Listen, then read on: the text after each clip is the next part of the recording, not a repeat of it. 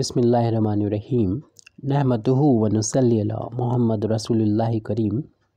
ये problem sequence chapter से है, कन्वर्जेंस के या अलजेब्रा कह सकते हैं। If a n be sequence of positive terms, यानी ये जो है पॉजिटिव टर्म्स का सीक्वेंस है, इसका हर एक टर्म पॉजिटिव है। Such that for all n, और एन हर एक एन के लिए ये इस तरीके से डिफाइन है। A N plus one is equal to square root K plus A N, where K greater than zero and A one यानी first term is equal to sequence का first term A one is equal to square root K. Prove that A N is monotonic and converge to positive root of quadratic equation X square minus X plus K is equal to zero. यानी यहाँ पर हमें तीन चीज़ें prove करना है कि ये सीक्वेंस जो है वो मोनोटोनिक प्रूव करना है, ये सीक्वेंस कन्वर्स प्रूव करना है, ये सीक्वेंस बताना है इसके जो रूट होंगे, इस इक्वेशन के जो रूट होंगे उसके बराबर ये कन्वर्स होगा, यानी जो लिमिट आएगी वो इस इक्वेशन से दी जाएगी। ये हमें प्रूव करना है। तो इसको प्रूव करने के लिए हमें मैथमेटिकल इंडक्शन मेथड का यूज़ करेंगे। मैथमेटिकल इंडक्शन मेथड में ये होता है कि अगर कोई भी मैथमेटिकल स्टेटमेंट अगर किसी वैल्यू जैसे 1 या 2 या 3 किसी भी शुरुआत की वैल्यू, क्योंकि n की वैल्यू शुरुआत यहाँ पर सीक्वेंस के लिए n इक्वल टू 1 होता है, कोई भी इनिशियल वैल्यू ले लें, उसके लिए अगर स्टेटमेंट ट्रू है तो n के लिए अगर स्टेटमेंट ट्रू होने पर अगर हम प्रूव कर दें कि n+1 के लिए भी स्टेटमेंट ट्रू है, तो ये हर एक n की पॉजिटिव इंटीजर वैल्यू के लिए स्टेटमेंट ट्रू होगा, मैथमेटिकल स्टेटमेंट ट्रू होगा। तो इसको हम इसी मेथड से, यानी मोनोटोनिक और कन्वर्स को हम इसी मेथड का यूज़ करते हुए प्रूव करेंगे। सबसे पहले जो हमें बता दिया गया है कि जो फर्स्ट टर्म है, अगर कहीं मिसप्रिंट है तो उससे आप करेक्ट कर लेंगे, हो सकता है किसी बुक में ना दे रखा हो कि फर्स्ट टर्म से हम लोगों ने A1 से डिनोट किया है, स्क्वायर रूट के बना है। तो इसके सोल्यूशन में सबसे पहले तो हम इसी को लिख देते हैं कि A1 is equal to square root के, और सबसे पहले हम यहाँ पे जो प्रूव करेंगे वो इस सीक्वेंस को बताएंगे कि इंक्रीजिंग सीक्वेंस है। तो जब फर्स्ट टर्म हमने निकाल दिया और हमको एक रिलेशन दे रखा है कि अगर हम n+1 टर्म निकालना चाहते हैं तो इस फार्मूले का यूज़ करेंगे, k प्लस का यहाँ पर n आ जाएगा। अब यहाँ पर अगर सेकंड टर्म चाहिए तो n बराबर 2 रख दो, 2 बनाने के लिए n बराबर 1 रख दो। तो n बराबर जब हम 1 रखेंगे 1 1 2 हो जाएगा और स्क्वायर रूट k प्लस का A1 हो जाएगा, और A1 की वैल्यू स्क्वायर रूट k है। इस तरीके से A2 की वैल्यू आ गई स्क्वायर रूट k प्लस और स्क्वायर रूट यहाँ पर A1 की वैल्यू स्क्वायर रूट k। क्योंकि हम यहाँ पर मैथमेटिकल इंडक्शन मेथड का यूज़ कर रहे हैं तो पहले हम स्टेटमेंट को शुरुआत की वैल्यू के लिए हम दिखा दें कि ये प्रूव है, तो हम ये दिखा दें कि शुरू के ये A1 और A2 हैं, इनके बीच में एक रिलेशन से ये इंक्रीजिंग सीक्वेंस है। तो A1 और A2 के बीच में रिलेशन निकालने के लिए A1 और A2 की जो वैल्यू है उनको कंसीडर करते हुए देखेंगे कि जो k होता है, यानी A1 की वैल्यू को हम स्क्वायर लगा के भी फाइंड कर लेंगे, वो छोटा होगा k plus square root k से। ये हमने A2 की वैल्यू को ध्यान में रख के ये लिखा है। अब ऐसा इसलिए किया क्योंकि अब हम यहाँ पर ये तो पता ही चल रहा है कि पॉजिटिव है और जिसमें एट स्क्वायर रूट जुड़ेगा तो इस k से बड़ा हो जाएगा। और अब दोनों साइड अगर हम स्क्वायर रूट ले लेते हैं, यानी स्क्वायर रूट k कर लेंगे, तो हम इसे A1 लिख सकेंगे और दोनों साइड रूट ले सकते हैं यहाँ पर, तो k plus square root k हो जाएगा। और ये पॉजिटिव वैल्यू के स्क्वायर रूट है। तो यहाँ पर जो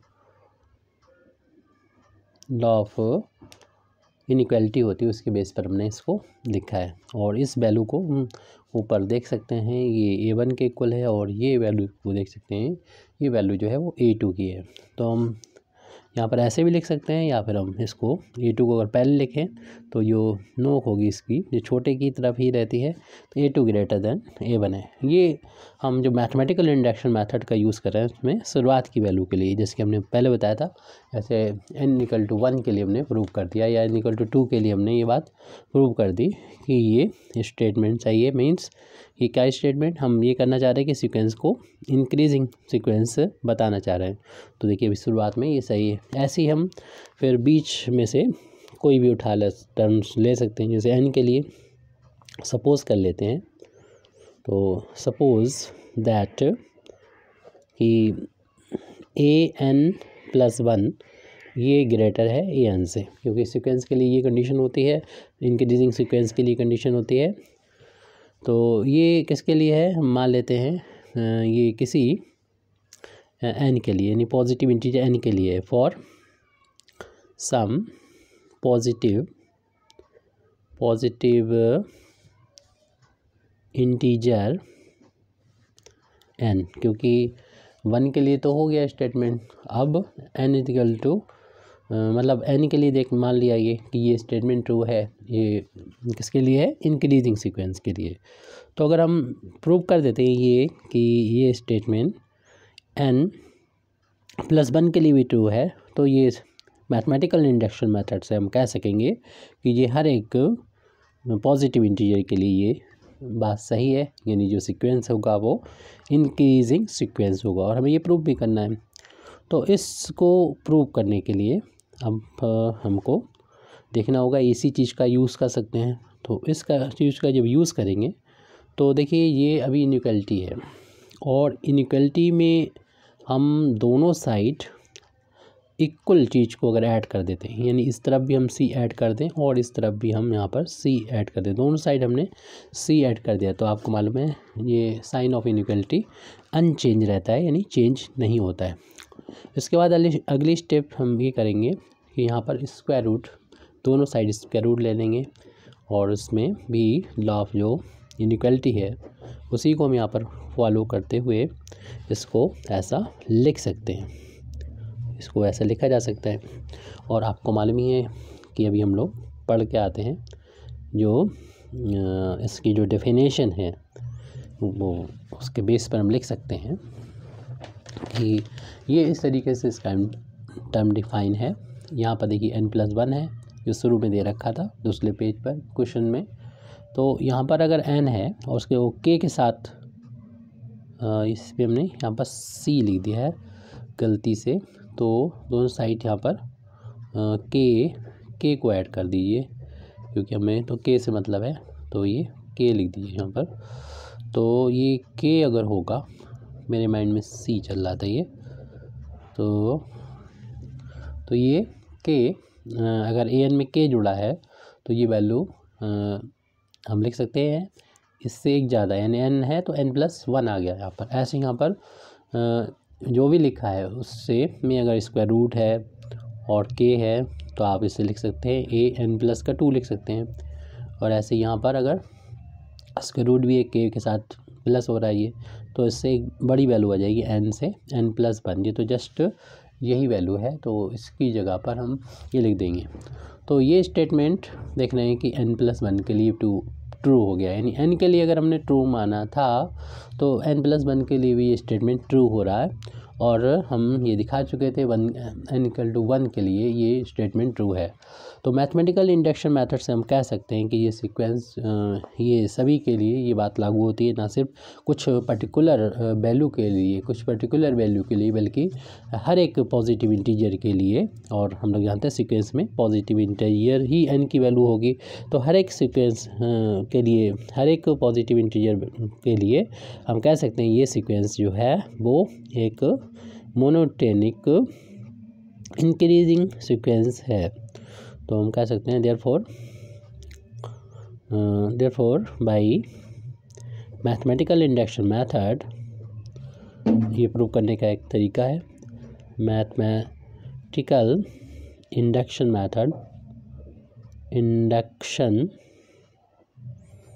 मेथड में कहते हैं कि जो हमारा n+1 टर्म है, n+1 वो ग्रेटर है एन का, और ये सिर्फ एन की कोई ख़ास वैल्यू के लिए नहीं, ये for every n belong to capital n यानी एन कैपिटल एन यानी सेट ऑफ नेचुरल नंबर होता है। ये सभी के लिए ये सीक्वेंस जो होगा वो लागू होता है ये रिलेशन। और ये रिलेशन जब लागू होगा तो हम कह सकते हैं जो अपना सीक्वेंस दे रखा है, जो सीक्वेंस अगर इतना है हमारे पास तो हम इस सीक्वेंस के बारे में कह सकते हैं द सीक्वेंस, जिसको हम लोगों ने इस तरीके से एक कर्ली ब्रैकेट में लिखा है, एन इज़ एन इंक्रीजिंग, क्योंकि ये ग्रेटर देन का साइन है, इस तरीके से एन प्लस इधर एन है और इधर n plus one, increasing sequence. तो ये आपको मालूम ही डेफिनेशन ही होती है इंक्रीजिंग सीक्वेंस की, तो उसके बेस पे हम लोगों ने लिख दिया। यानी एक पार्ट तो हम लोगों ने कर दिया कि ये मोनोटोनिक है, यानी इन मोनोटोनिक इंक्रीजिंग है, मतलब मोनोटोनिक हो जाएगा, यानी एक ही लय का होगा, बढ़ता हुआ होगा।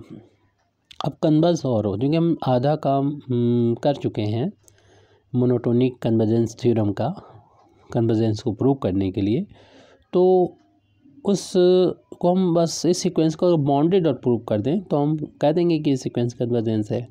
अब यहाँ पर स्टेटमेंट बताना मेरे ख्याल से हमारे ज़रूरी हो गया, तो यहाँ पर पहले स्टेटमेंट बता देते हैं मोनोटोनिक कन्वर्जेंस थ्योरम का, उसके बाद फिर हम इसका अगला पार्ट जो है वो, यानी इसको मोनोटोनिक दिखाने के बाद हम इसको बाउंडेड और दिखा देंगे और फिर थ्योरम अप्लाई कर देंगे। तो हम यहाँ पर थ्योरम अभी लिख देते हैं, तो यहाँ पर थ्योरम का स्टेटमेंट हम यहाँ पर लिख देते हैं। थ्योरम का जैसे कि अभी अपने बोला, मोनोटोन कन्वर्जेंस थ्योरम कहलाती है, जिसका हम यहाँ पर यूज़ करेंगे कन्वर्जेंट प्रूव करने के लिए। क्या है ये? एवरी बाउंडेड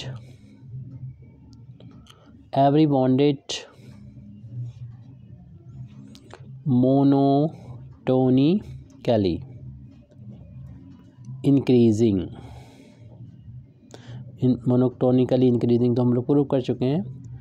सीक्वेंस रिजल्ट क्या होगा? इज कन्वर्जेस, तो या इस हटा दिए कन्वर्जेस, तो ये यहाँ पर यानी कोई भी बाउंडेड हो, मोनोटोनिक इंक्रीजिंग हो, वो सीक्वेंस जो होगा वो कन्वर्जेस होगी, यानी कन्वर्स करेगी। तो ये हमें बस प्रूव करना, कन्वर्स तो हमें बाउंडेड और प्रूव करना होगा, क्योंकि हम मोनोटोनिक इंक्रीजिंग सीक्वेंस तो प्रूव कर चुके हैं ऊपर।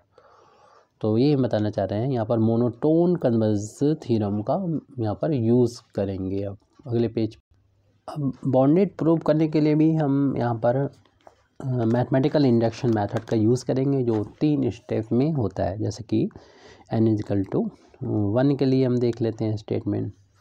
तो जैसे कि हमें वैल्यू दे रखी थी a1 की वैल्यू स्क्वायर रूट k, और आपको मालूम है स्क्वायर रूट k जो होता है वो लेस होता है k+1 से, क्योंकि k जो होता है वो लेस होता है k+1 के होल स्क्वायर से।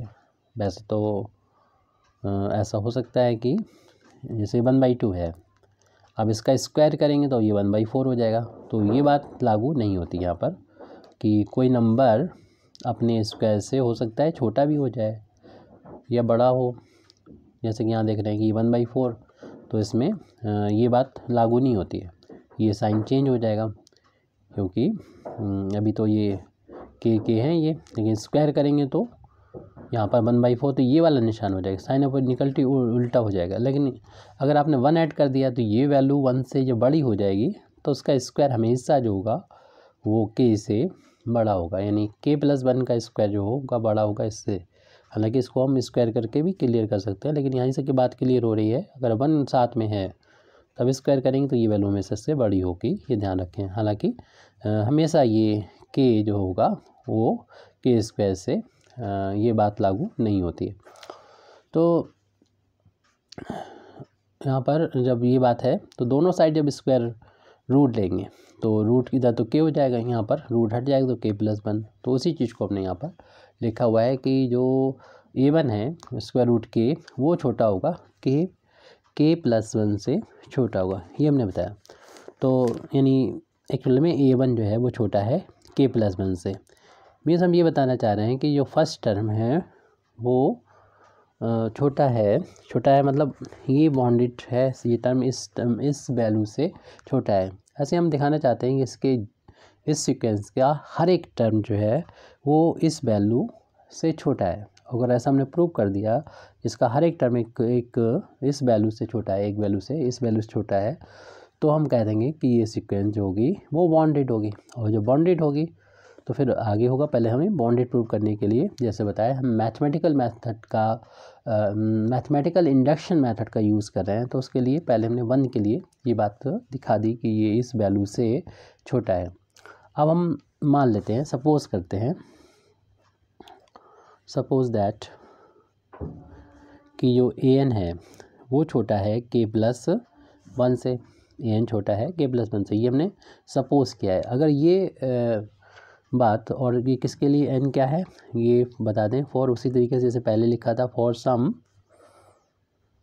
पॉजिटिव इंटीजर, मतलब यहाँ पर n पॉजिटिव इंटीजर तो रहेगा ही, लेकिन यहाँ पर सम का मतलब कोई एक खास पर्टिकुलर वैल्यू के लिए बात कर रहे हैं। तो यहाँ पर वैसे तो हम k का यूज़ करते, लेकिन k क्योंकि इस क्वेश्चन में आ चुका है इसलिए यहाँ पर यूज़ नहीं कर रहे हैं।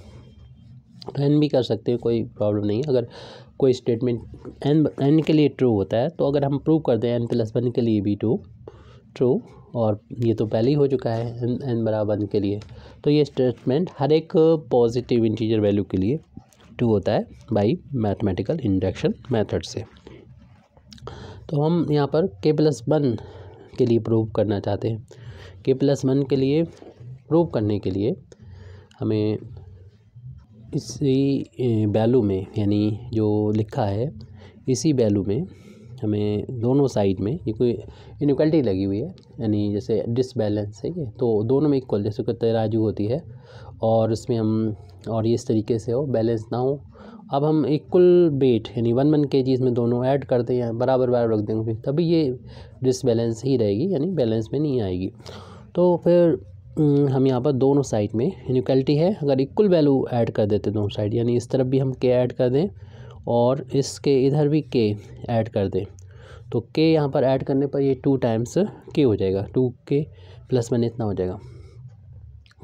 तो इसके बाद हम दोनों साइड स्क्वायर रूट लेना चाहते हैं, क्योंकि आपको मालूम है, ध्यान रखना है जो डिफ़ाइन किया गया है टर्म, जो n+1 टर्म यहाँ पर लिखा है उसमें स्क्वायर रूट है, इसलिए स्क्वायर रूट इसको लिया जा रहा है। और इस तरफ भी स्क्वायर रूट यहाँ पर ले लेंगे 2k+1 का स्क्वायर रूट। और ये भी ध्यान करना है हमें इसको इतना बनाना है, हालांकि इनइक्वालिटी है, जैसे इक्वल नहीं, आपको मालूम है कि इसको हम कैसा लिख सकते हैं, इस वैल्यू से बड़ी वैल्यू भी लिखी जा सकती है, यानी ये वैल्यू जो है इस बड़ी वैल्यू से बड़ी वैल्यू अगर लिखें तो हम लिख सकते हैं k+1, जैसे कि हमें वहाँ पर लेके आना है k+1 का होल ऑफ स्क्वायर, ये वैल्यू छोटी होगी क्योंकि देखिए स्क्वायर रूट तो दोनों ही पे चढ़ा हुआ है। अब हम यहाँ पर आपको यहाँ दिखा देते हैं अलग से, इसका होल ऑफ स्क्वायर जब करेंगे यानी आ जाएगा k² + 1 प्लस का 2k आएगा, और ये वैल्यू 2k+ इतनी है, इसमें एक्स्ट्रा वैल्यू k² है जो इसके अंदर है शामिल, तो ये वाली वैल्यू इस वाली वैल्यू से बड़ी हुई, क्योंकि स्क्वायर रूट यहाँ पर भी है, स्क्वायर रूट यहाँ पर भी है। इस वैल्यू से ये वाली वैल्यू जो स्क्वायर रूट के अंदर है वो k² ज़्यादा है, और k निगेटिव हो पॉजिटिव हो, ये वैल्यू तो स्क्वायर होकर पॉजिटिव बना देगी, हालांकि k पहले से पॉजिटिव है, ये दे रखा है, तो इसलिए ये वैल्यू बड़ी है, क्लियरली आप वैसे भी जानते होंगे। तो हम इसके बीच को हटा देते हैं, ये वाली वैल्यू इससे बड़ी है और ये वाली वैल्यू से बड़ा, ये वैल्यू बड़ी है, तो हम कह सकते हैं ये वैल्यू इससे छोटी है, क्योंकि हम लोग ये इनइक्वालिटी की रूल जानते हैं, यानी इससे छोटा इससे बड़ा ये है, इससे बड़ा ये है, तो इससे बड़ा ये वाला भी होगा। तो k स्क्वायर रूट के an की वैल्यू छोटी होगी इस स्क्वायर रूट k+1 के होल ऑफ स्क्वायर से। और ये वैल्यू डेफिनेशन से आप देख लीजिए, वहाँ पर an+1 है, शुरुआत में दे रखी है, और यहाँ पर स्क्वायर से रूट हट जाएगा, ये वैल्यू k+1 के इक्वल आ जाएगी। तो हम लोगों ने दिखा दिया कि ये फर्स्ट टर्म भी k+1 से छोटा है, और जब हमने मान लिया कि n की किसी वैल्यू के लिए, पॉजिटिव इंटीग्रल वैल्यू के लिए an की वैल्यू k+1 से छोटी है, और उसकी हेल्प से प्रूव कर दिया कि ये an+1 भी k+1 से छोटा है, तो हम कह सकते हैं by therefore by mathematical induction method से हम कह सकते हैं कि an जो होगा यानी जनरल टर्म वो छोटा होगा इस k+1 से, ना सिर्फ कोई एक वैल्यू के लिए, for every n belong to capital N के लिए मैथमेटिकल इंडक्शन मेथड से हम लोग जानते हैं हर एक नेचुरल नंबर के लिए ये बात सही होगी। तो इस सीक्वेंस को हमने बाउंडेड एबव तो प्रूव कर दिया। देयरफॉर सीक्वेंस, जिसको हमने डिनोट किया इस तरीके से, इज बाउंडेड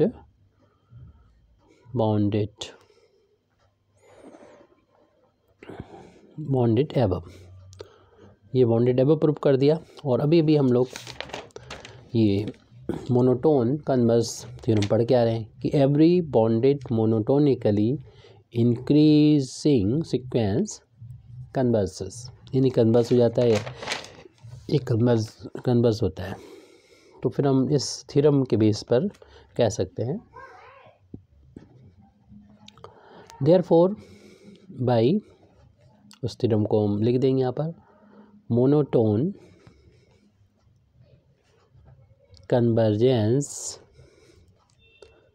थ्योरम an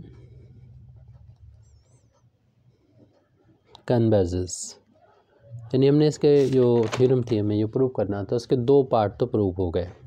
एक तो हमने प्रूव कर दिया ये मोनोटोन इंक्रीजिंग होगा और कन्वर्स, हालांकि इसमें मोनोटोन ही बोला गया है, लिखा है, लेकिन आप मोनोटोन जब लिखा है तो इंक्रीजिंग भी हो सकता है, डिक्रीजिंग भी हो सकता है। अगर आपने इंक्रीजिंग कर दिया तो तभी ठीक है, और ये कन्वर्स भी हो गया, अभी प्रूव हो गया, दोनों बातें हो गई।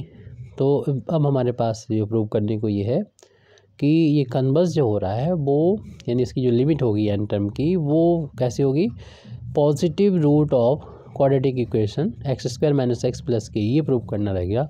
थर्ड वाला पोर्शन अब हमें प्रूव करना है। तो जैसे कि हम लोग जानते हैं कि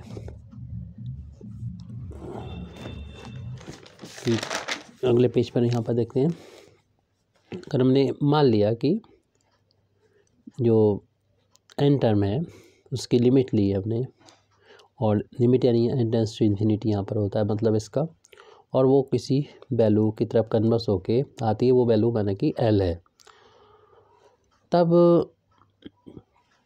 हम लोग जानते हैं कि ना सिर्फ an के लिए बल्कि n+1 के लिए भी यही बात लागू होती है, इसकी वैल्यू l के इक्वल ही लिखी जाएगी।